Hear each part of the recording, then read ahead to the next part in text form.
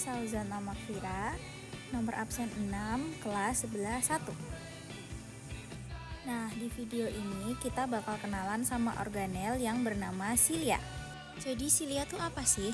Silia merupakan tonjolan kecil dari sebuah permukaan sel eukariotik, terutama pada sel hewan. Mereka tersusun dari serangkaian filamen halus yang disebut mikrotubulus dan membentuk struktur yang disebut aksonem. Silia hanya bisa dilihat dengan mikroskop elektron karena ukurannya yang sangat kecil. Secara umum ada dua jenis silia.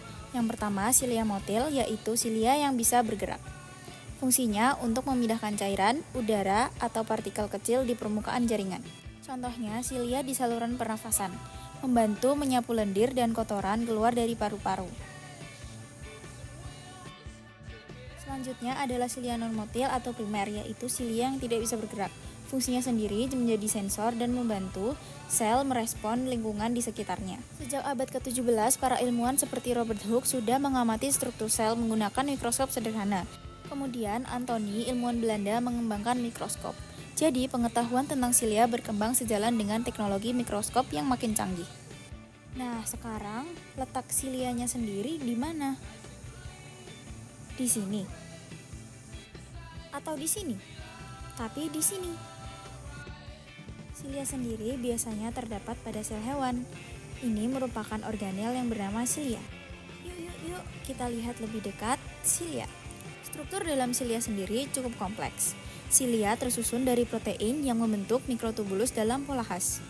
Dalam silia motil memiliki pola 9+2, yaitu 9 pasang mikrotubulus di bagian luar dan 2 di tengah. Pola ini memungkinkan silia untuk bergerak. Sedangkan silia primer atau non-motil memiliki pola 9+0. Tanpa mikrotubulus di tengah, sel tidak akan bisa bergerak. Silia menempel pada sel melalui struktur yang disebut basal body yang berasal dari sentriol. Gerakan silia motil dibantu oleh protein diein yang bekerja seperti dayung untuk mendorong cairan atau partikel. Silia bergerak seperti ayunan berirama untuk mendorong cairan atau udara. Gerakan bersama banyak silia membuat partikel seperti lendir atau debu keluar dari tubuh. Nah, fungsi silia tuh apa aja sih?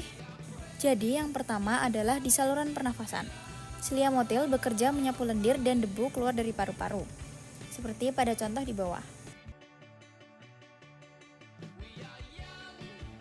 Yang kedua, di saluran reproduksi. Silia membantu pergerakan sel atau cairan, misalnya membantu sel telur bergerak di tuba falopi dan mendukung fungsi sperma. Yang ketiga adalah silia non-motil atau primer, berfungsi sebagai sensor. Mereka membantu sel merespon sinyal dari lingkungan seperti cahaya, zat kimia, atau aliran cairan di ginjal. Selain itu, silia juga menginspirasi para ilmuwan untuk menciptakan robot mikroskopik. Walaupun kecil, silia punya peran besar banget buat tubuh kita. Terima kasih.